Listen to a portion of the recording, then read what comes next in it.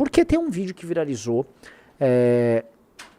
ontem, na verdade acho que foi anteontem, e esse vídeo dá ensejo a discussões que nós já temos aqui, e eu fico feliz que o campo da direita agora quer falar desse assunto, né? O campo da direita saiu do as pessoas são livres para fazer o que elas quiserem aí com o dinheiro delas, sobre, por exemplo, jogos e cassinos online, e não, especialmente quando a pessoa vive de benefícios de outros, né? Ela não deve ser exatamente livre pra pegar esse dinheiro e transferir pra uma casa de apostas na puta que pariu, tá? E se você acha isso, você desenvolveu uma espécie de um liberalismo individualista muito do retardado, tá? Mas eu quero começar com um vídeo que viralizou muito, que isso vai dar ensejo a muitas coisas. Eu imagino que quem já tenha visto esse vídeo deve ter falado, puta, o Renan vai falar do assunto, e vou falar. Eu vou falar aqui porque essa aqui é como se fosse a ópera do Bobson, tá? Isso são tantas camadas de Brasil, né, nesse vídeo, que a gente começa a compreender através de um vídeo o porquê a nossa vida é uma desgraça. Obviamente que isso vai amarrar com o Enem lá na frente, então é uma live que tá toda conectada, mas vamos começar com o vídeo, bora. Mas já fez 1.500 e não sacou. Mais 150. Mais Agora 150, mas tu já fez 1.500 e não sacou. É doido. Vou ganhar agora, parceiro. Vou botar tudo aqui, ó. Você já tinha sacado. Tu vai botar tudo? Botar tudo. Aperta o botão de 100 que vai mais rápido. De 100? Uhum, melhor. Aperta de 100 duas vezes. Ah, tá. Depois tu vai se lascar. Moço. Relaxa. Só vela boa, papai. Só vela boa. 500 em cima e 500 embaixo. Só vela boa, meu amigo. Vou parar, vou tirar dois. Eu falei, cara! Caralho! Só pra não perder meu dinheiro, esse caralho. Jogo da desgraça. Não, mãe. Tu é doido, hein, Michael? Lá, meu celular, meu Deus! Desculpa. Sai daqui, desgrama! Foi mal, Lorena. Doido, mas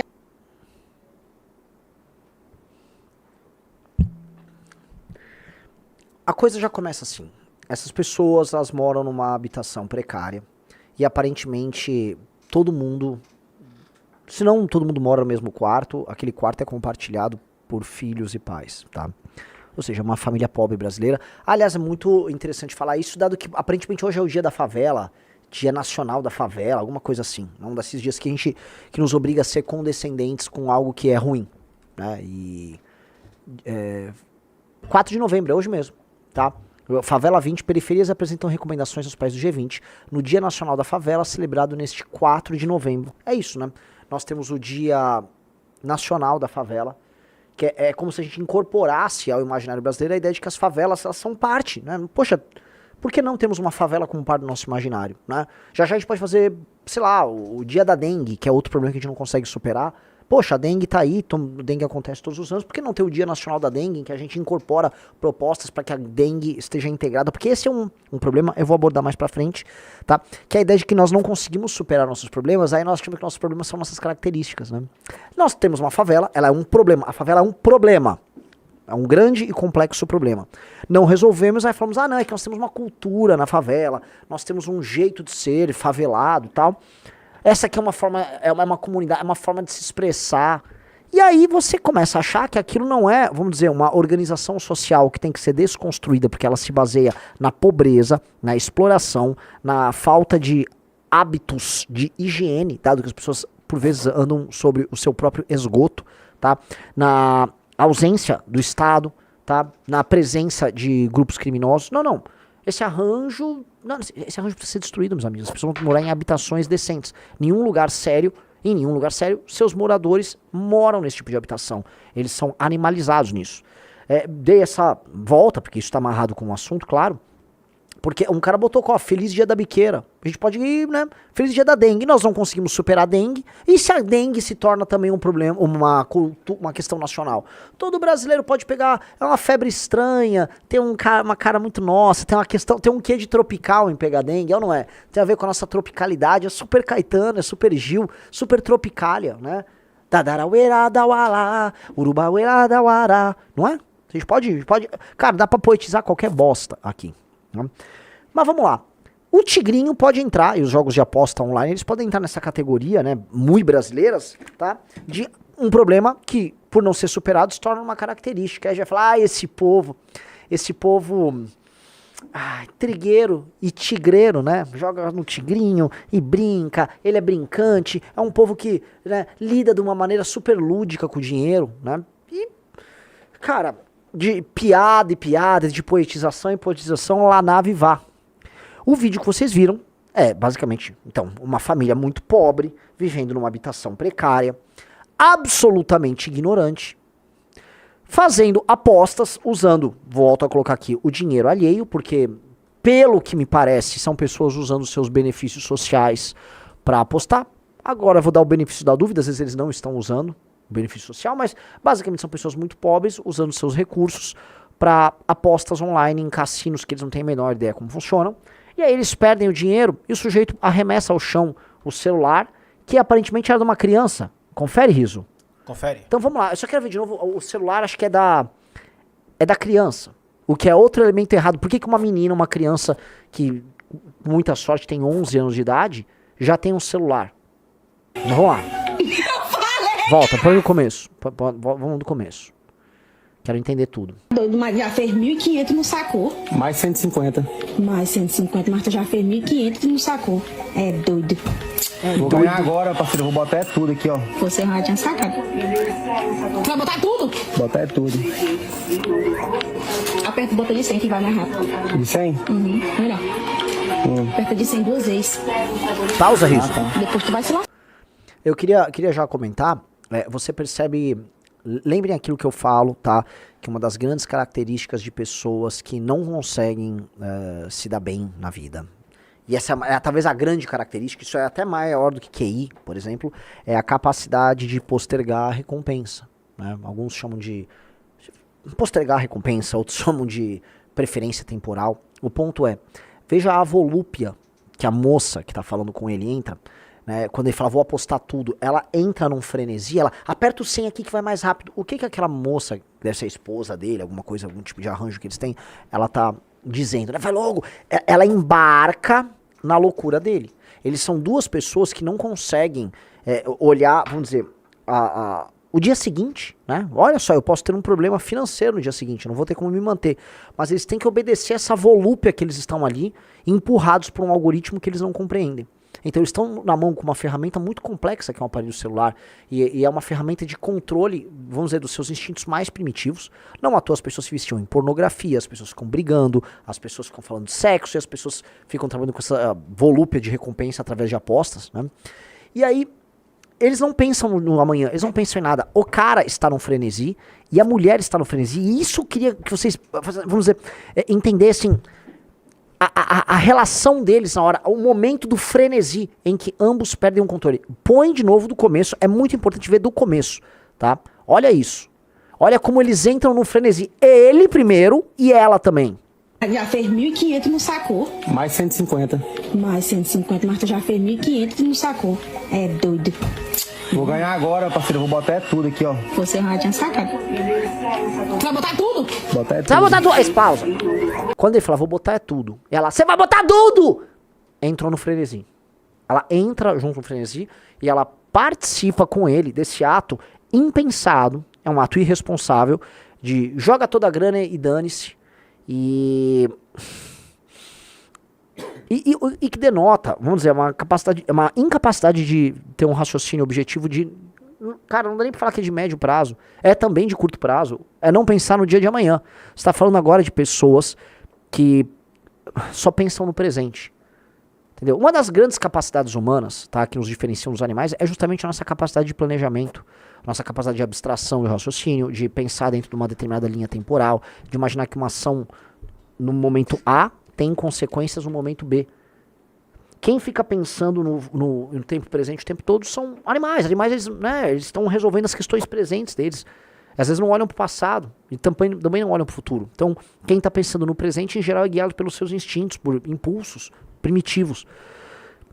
Não estou falando que essas pessoas são animais de maneira alguma. Eu estou falando que essas pessoas estão em uma situação de precariedade e estão sendo, vamos dizer, objeto da tecnologia de uma maneira tão óbvia que elas não conseguem se proteger, elas não conseguem se defender desses instrumentos. Na verdade, eles, não é que o celular é um instrumento deles, eles são um instrumento do celular. Eles são um instrumento da tecnologia, eles são um instrumento, inclusive, da ideologia vigente. Eles são um instrumento. Né? A gente às vezes imagina que esses objetos, eles são instrumentos à nossa disposição, quando eles não são. Se você não souber fazer um bom uso disso aqui, você é um instrumento disso. Basta ver que as redes sociais são gratuitas, porque eles querem coletar os seus dados. Eles querem você viciado usando isso, que eles coletam absolutamente todos os seus hábitos de consumo e suas preferências para poder fazer propaganda direcionada para você, vender produtos direcionados para você, inclusive vender política para você. Então ali, nesse instante, a mulher entra no frenesi com ele e aí ninguém vai parar. Né? O casal entrou no frenesi. Dá o play. Aperta o botão de 100 que vai mais rápido. Ao dedo. Tá. Olha. Aperta de 100 2 vezes. Ah, tá. Depois tu vai se lascar. Moço. Relaxa. Só vela boa, papai. Só vela boa. 500 em cima e 500 embaixo. Só vela boa, meu amigo. Vou parar, vou tirar 2 fios. Eu falei, cara! Caralho! Só vamos perder meu dinheiro, esse caralho. Jogo da desgraça. Não, mãe. Foi doido, hein, Michael? Meu celular, meu Deus. Estão falando aqui, botaram no chat. O vídeo é falso. Que fosse falso, que seja falso, o vídeo ressoa para um grupo de pessoas. O vídeo ressoa para um tipo de gente. A questão toda é o seguinte, é como se esse tipo de cena não existisse, não acontecesse diariamente. Tem estudos sobre isso. Tem estudos que são cada vez mais assustadores. E pra mim a questão central é, esse vídeo tá viralizando e as pessoas estarem falando disso. Eu vi o nosso querido colega, amigo Kim Paim agora falando disso. E eu gostaria de ver os bolsonaristas também falando desse assunto. Porque a gente ficar se escondendo por trás do véu do liberal, né? Não, essas pessoas sempre... Até que ponto essas pessoas são livres? Vocês podem ver, tá? Aqui eu vou falar de umas coisas que são complicadas. Tem a ver com o meu vídeo lá do Panetone, tá? Até que ponto existe a tal da liberdade, o livre-arbítrio dentro do capitalismo? Olha só o que eu vou falar, então virando um comuna. Vamos fazer uns recortes horríveis do que eu vou falar aqui. Quando você está exposto à propaganda o tempo todo e você acaba se tornando aquilo que você consome. O fato das pessoas serem manipuladas o tempo todo pela propaganda, e isso precisa ser dito, isso não acontece só com a internet, isso já vem diante da internet. A época das sociedades de consumo em massa, tá? A gente já tá falando de anos 50, 60, 70, 80, façam que as pessoas, de maneira pouco livre, eu posso colocar, que sejam induzidos através de gatilhos a consumir desenfreadamente um determinado tipo de produto ou adquirir um determinado tipo de hábito. E aí você fala, não, mas eu tenho livre-arbítrio, eu escolhi fazer aquilo. Olha, essa é uma discussão que ela abre para muitos campos. Você vai ir desde o campo filosófico ou você pode ir para o campo meu Deus do céu, da neurociência, tá? Tem gente muito boa que fala disso. O Wesley Dalanogari tem conteúdos interessantes pra gente tratar disso. Porque a gente pode falar de livre-arbítrio de maneira conceitual, ou a gente pode tratar o ser humano como um animal que obedece a estímulos e que às vezes se torna deveras previsível. E ele é previsível por muitas vezes por não, vamos dizer, por ser compreendido como alguém que não consegue estar para além da sua máquina desejante, do seu aparato psíquico desejante, e aí ele é conduzido por, vamos dizer, fornecedores de desejo. Então o capitalismo trabalha com a oferta de desejos, e com os gatilhos, e você acaba tendo a sua vida e as suas decisões sendo conduzidas por isso. Eu não estou querendo trabalhar aqui com a ideia de, então o ser humano não tem nenhum livre-arbítrio, ele é incapaz de... Não, eu acho que o ser humano tem que desenvolver sua autodisciplina de modo que ele seja cada vez menos vítima disso. E sim, a indústria do consumo, e sim, o capitalismo te vicia nessas coisas, porque boa parte do capitalismo, ou melhor, o capitalismo em si se baseia no consumo. Em algum momento o capitalismo se baseia tanto no consumo que é no consumo e na dívida. E você endivida a classe média para a classe média ficar permanentemente consumindo e ficar gastando e vivendo lá como um ratinho no laboratório. Sim. Não digo que é um plano maléfico, é assim como as coisas são. Você precisa induzir a pessoa ao consumo. E as pessoas que não têm um alto grau de consciência vão ser vítima disso? Sim. Vão ser vítima disso? Sim. E o que nós temos aqui, que esse problema dessas bets nos mostra, é que Em países em que as pessoas não têm educação, têm uma formação cultural muito baixa, as pessoas são animalizadas, vamos dizer, geracionalmente, são gerações de brasileiros que estão passando por um processo de animalização da sua própria existência. Isso não dá pra negar, não dá pra falar que uma pessoa... Novamente, quando você acompanha as periferias das grandes cidades, a forma como as pessoas são tratadas desde o busão que elas vão ao trabalho, até as festas e os comportamentos sociais que são aprovados, não dá pra falar que essas pessoas estão, vamos dizer assim, se enriquecendo em todos os termos, tá? Pelo contrário, as pessoas estão regredindo para um estado quase animal. E elas consomem dessa maneira. Quando eu falei outro dia, né, do rodízio de panetone, né, eu falava, nesse dia, da forma como nós nos conduzimos. Ah, fartura, abundância, estou aqui desejando, tá, produtos industrializados, primários, toscos, de baixa qualidade. Pô, vou num rodízio e vou me entupir disso. Eu até comento disso do negócio do panetone, porque eu vi o corte, né, tá rodando até bem no canal de cortes o negócio do panetone, e eu estava sendo muito xingado nos comentários. Obviamente o público do canal de cortes nosso, do canal Amarelo, é um público pra fora da nossa bolha também. E essas pessoas estavam me xingando, dizendo, o empreendedor é livre pra fazer isso. Tipo, poxa, sério que você tá em 2014 falando como um líder bobo? É óbvio que o empreendedor é livre pra fazer o que ele quiser. E é óbvio que eu também sou livre pra falar, ora, você, ao ficar se alimentando, vamos dizer, de maneira compulsiva de lixo industrializado, você tá fazendo mal pra você. Um cara que fabrica cigarro também é livre pra fabricar cigarro, e eu sou livre pra falar, olha, você vai ter um câncer de pulmão de ficar fumando essa merda. O cara que faz corote é livre pra fazer corote, e eu sou livre pra falar, cara, se você ficar tomando corote todo dia, você vai morrer de cirrose, vai ficar gordo, vai ficar doente. É meio óbvio, só que as pessoas, eu vejo na internet, especialmente a galera da direita, entra nessa espiral de besteira em que ela não quer falar de comportamentos, ou quando quer falar de comportamento, quer falar assim, viado é ruim, eu sou cristão. E aí não é falar de comportamento na real. É vestir uma identidade digital, virar um personagem bobo pra ficar angariando apoio em rede social e não tratar de problemas na sua concretude. Tá? Um exemplo, o consumo desenfreado que o brasileiro tá fazendo de produtos industrializados tá fazendo mal pra saúde do brasileiro. O brasileiro engordou e engordou muito, o brasileiro tá fora de forma, tá ficando doente, o brasileiro tá adquirindo todos os piores hábitos de consumo que os americanos tinham lá atrás, tá?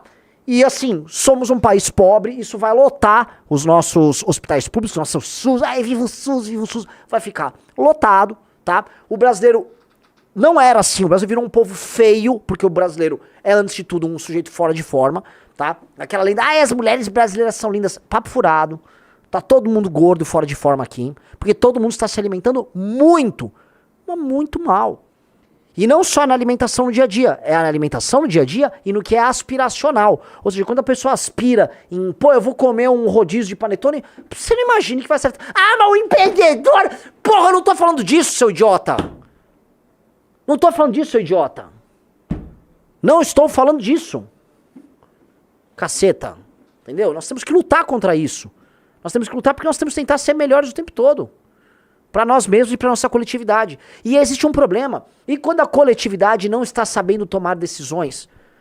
Ora, se você está tomando decisões ruins para você, e essas decisões elas são concernentes apenas a você, beleza. Tipo, eu quero ser um junkie, eu vou comer lixo, beleza, eu vou ficar circunscrito aqui, vou usar drogas e tal, beleza, é uma decisão individual sua. Agora, e quando a sua decisão individual tem um impacto social relevante? Não apenas na sua família, na sua comunidade, mas também no orçamento da nação, que é o que está acontecendo, né? Um país muito pouco produtivo, incapaz de gerar renda, em que as pessoas não têm produtividade, não têm escolaridade, as pessoas se prenderam num ciclo de pobreza, aí elas vão adquirindo os piores hábitos possíveis e isso impacta na vida de outros. Nós vamos precisar discutir.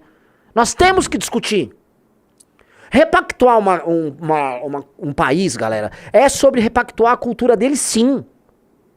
É largar de ser condescendente. Que essa é a merda, nós somos condescendentes com os nossos piores hábitos e os costumes. Se tem, hoje é o dia da favela, dia 4 de novembro, se tem dia da favela, tem que ter dia da dengue, tem que ter dia do jogo do tigrinho. Porque começa assim, isso aqui é um problema, depois, não, isso é a nossa característica cultural. Você é elitista, favela é problema. Favela é problema. Porra. Favela é um problema que precisa ser resolvido, favela não tem que existir. Favela tem que ser bairro. E aquelas pessoas têm que ter dignidade e elas têm que viver com dignidade. E viver com dignidade não só na cara. Novamente, nós não podemos ficar fingindo que a cultura brasileira, né, especialmente a cultura brasileira de massas, e especialmente aquilo que é enfiado na base da nossa sociedade, é bom. Vamos parar de fingir isso. Ou, assim, porque se vocês quiserem ficar fingindo, galera, beleza. Só que a realidade tá sempre batendo na tua porta. Produtividade é baixa, você vai ser assaltado nesse país de merda, é ou não é? A gente olha a nossa capacidade geradora de mão de obra, não sai de nada. Em boa parte dos lugares no Brasil tem mais gente trabalhando vivendo de bolsa do que trabalhando formalmente, seja CLT, seja qualquer outro método de contratação. É uma sociedade doente. Você acha que essa sociedade doente vai produzir o quê? Frutos saudáveis? Uma sociedade doente não produz frutos saudáveis, galera. E é por isso, e aí eu coloco, que quem tem um pouquinho mais de tutano tá desiludido e querendo, vazar. Porque é o seguinte, como o jogo aqui é um jogo viciado, se você não tá ganhando no jogo, você escolhe não jogar o jogo, ou você escolhe participar numa posição superior. Então, pera um pouquinho. Sou um cara inteligente, eu vou prestar um concurso, governo que me pague uma grana, e eu não vou ficar aqui sendo otário num jogo viciado. Essa é a base do negócio aqui.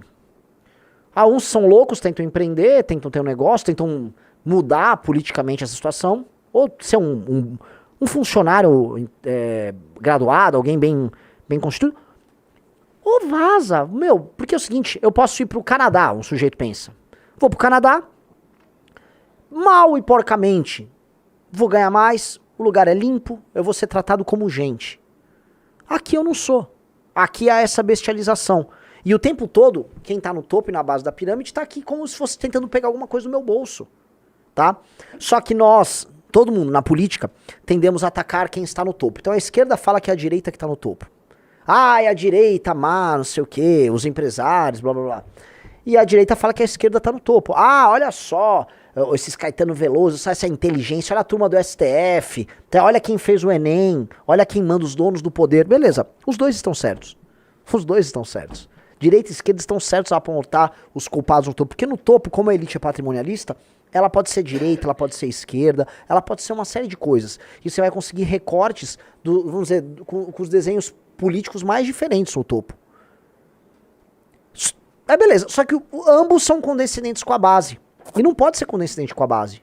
Não pode. Até porque já tá pintando uma nova natureza de picareta, que são os picaretas que não são condescendentes com a base e que vão explorar a base com uma nova linguagem. É o coach. Um cara como o Pablo Marçal vai atacar os hábitos dessa pessoa que tá no jogo do tigrinho, pra depois inserir outro tigrinho, que é um tigrinho 2.0, que é o coaching dele, que não muda em nada a situação dessa pessoa. Em absolutamente nada. Mas que, né, olha lá, tô atacando. Sim. O problema da gente ser uma sociedade condescendente é que aí a gente tende a romantizar e imaginar que as pessoas que estão naquelas posições, elas representam um estamento ou elas têm um papel social que ele é estável, tá? E o que eu quero dizer como estável? A gente entende, tá? E assim, todas as sociedades são desiguais porque o ser humano é desigual. E ele é desigual em todos os termos, né? Então, se eu for pegar um agrupamento humano ultra primitivo, vai ter pessoas com idades diferentes, pessoas com, vamos dizer, com habilidades físicas diferentes, tem já dois sexos, homem e mulher. Então, você vai ter uma situação, uma determinada organização social que é muito complexa, que pessoas com habilidades e capacidades diferentes vão se organizar dentro de uma determinada hierarquia. Qualquer tribo, qualquer agrupamento humano mais primitivo vai ter isso. Então a hierarquia já está na gênese dos seres humanos e a diferença já está nessa gênese. E naturalmente as pessoas elas vão montando, vamos dizer, seus estamentos, suas hierarquias sociais dentro de, vamos dizer, premissas culturais e ideológicas, no fundo. Eu estou falando, assim, tratando religiões também como ideologia, do mais simples até as sociedades mais complexas. A gente tem alguns exemplos muito clássicos, né? A sociedade indiana com aquele sistema tripartite, que você tinha os brahmanes, tinha os kshatriyas, a casta guerreira, o brahmani, a casta sacerdotal, e embaixo os vaixas, que eram os produtores. Você pode pegar o modelo espartano, que era mais ou menos dividido nesse desenho, o ilota embaixo.